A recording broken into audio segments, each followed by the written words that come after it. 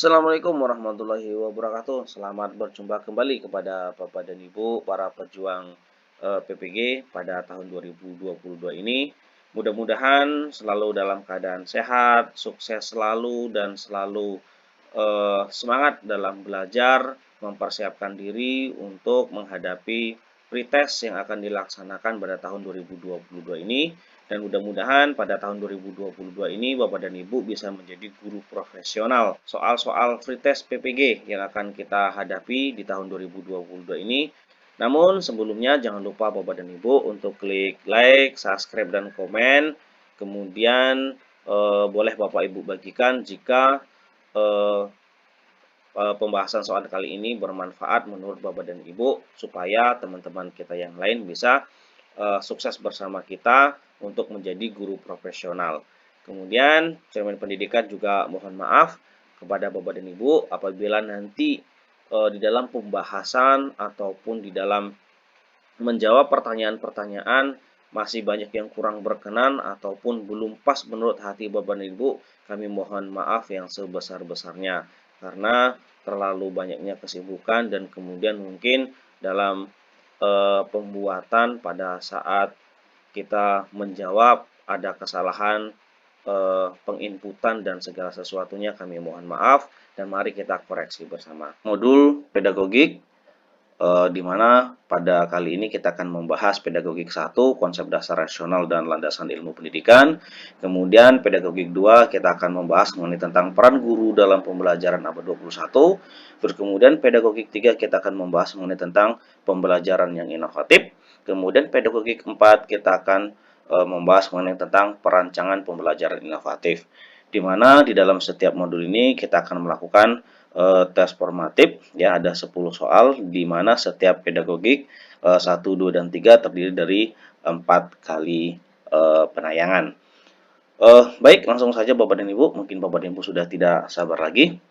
Untuk soal yang pertama, seorang guru mengajar dalam kelas dengan metode ceramah, sehingga pembelajaran lebih terpusat kepada guru, sedangkan siswa pasif karena hanya mendengarkan.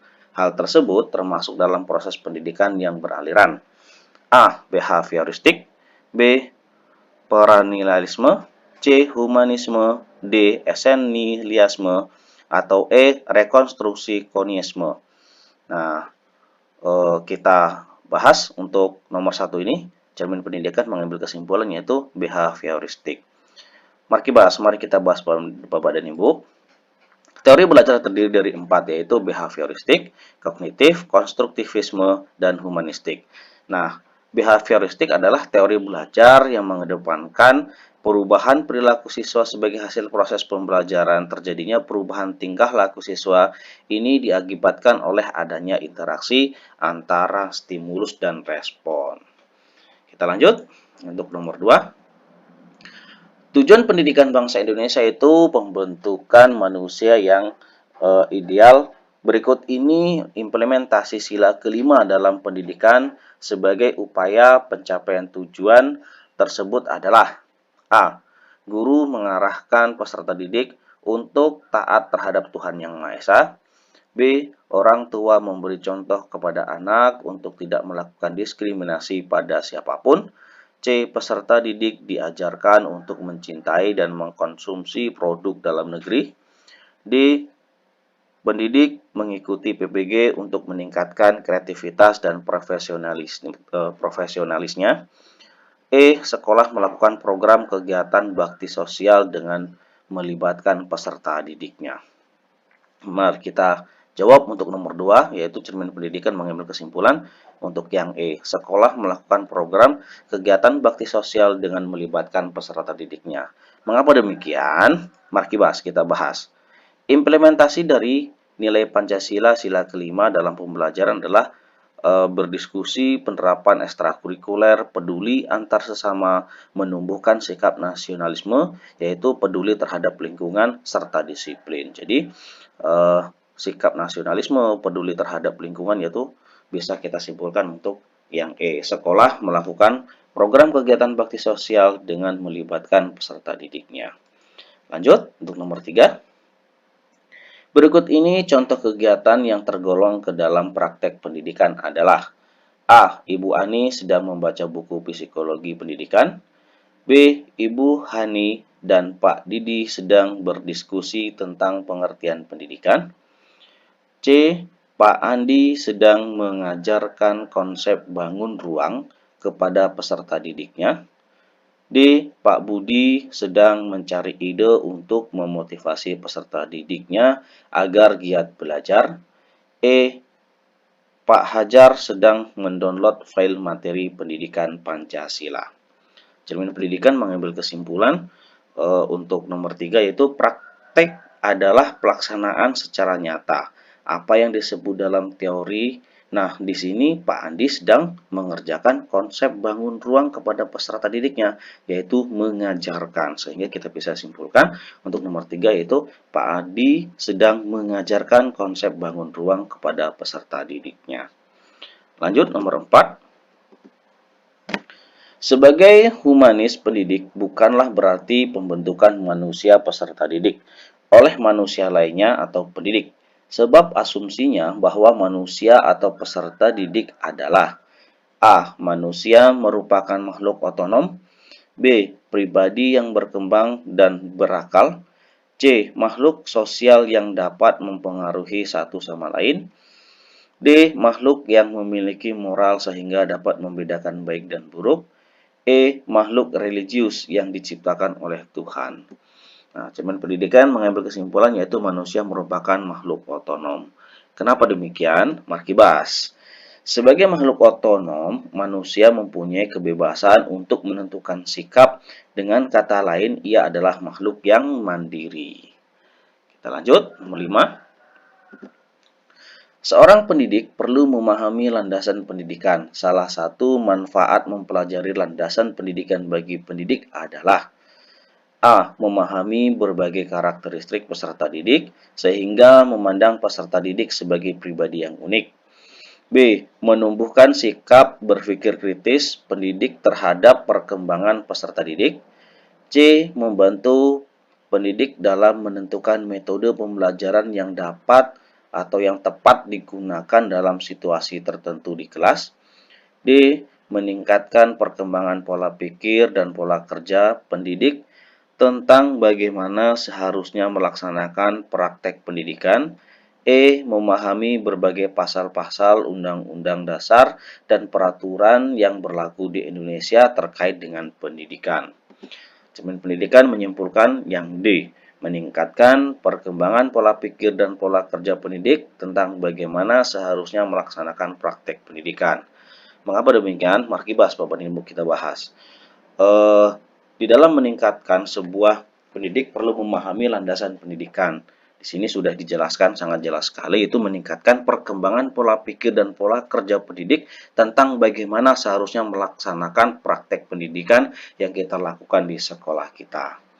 Lanjut, untuk nomor 6. Berikut ini implikasi landasan historis dalam proses pendidikan di Indonesia adalah A. Guru melaksanakan perannya sesuai dengan semboyan Tutwuri Handayani.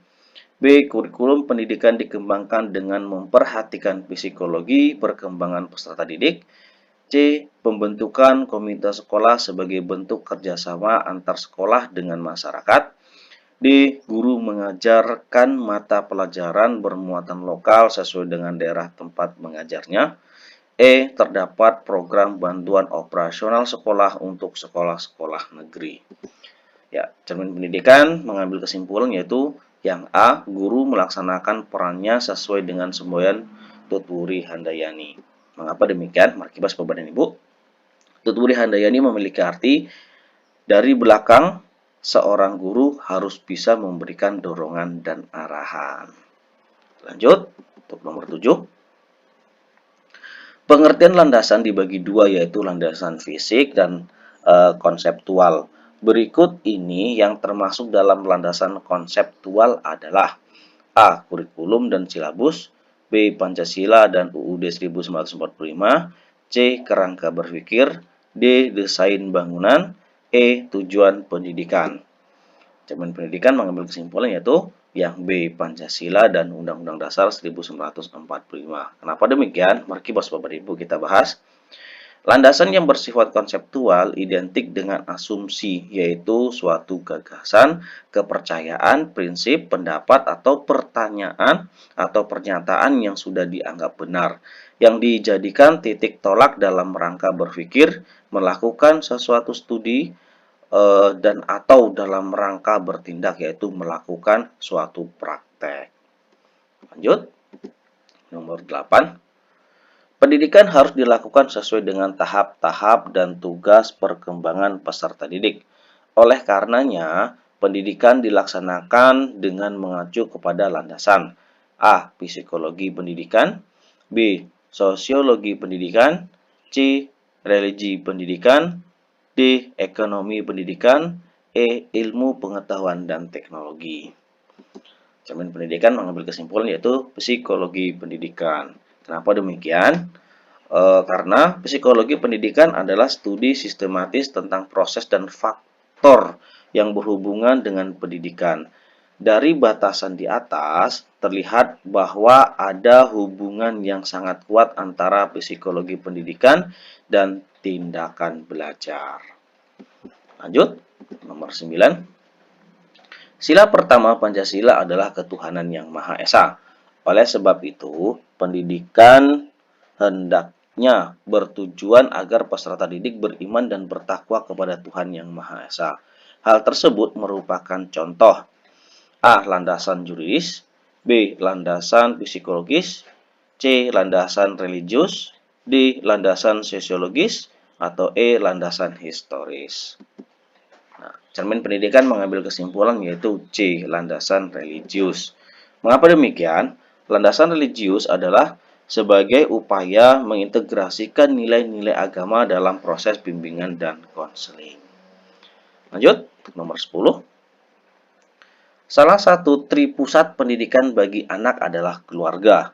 Orang tua yang dalam kesehariannya rajin melaksanakan ibadah sesuai dengan waktu yang ditentukan. Pada hakikatnya menanamkan pada anak A. Hak dan kewajiban, B. Kejujuran dan toleransi, C. Gotong royong dan tanggung jawab, D. Kedisiplinan dan tanggung jawab, E. Kejujuran dan tenggang rasa. Cermin pendidikan mengambil kesimpulan yaitu kedisiplinan dan tanggung jawab. Apa demikian? Karena dalam keluarga merupakan waktu yang paling lama dan dalam kaitan orang tua dalam melakukan ibadah merupakan contoh bagian bagi anak dalam melakukan sesuai dengan jadwal sehingga terbiasa menjadi disiplin serta bertanggung jawab. Terima kasih Bapak dan Ibu. Mohon maaf. Semoga Bapak dan Ibu bisa menjadi guru profesional di tahun 2022 ini. Sampai jumpa lagi di pertemuan berikutnya. Assalamualaikum warahmatullahi wabarakatuh.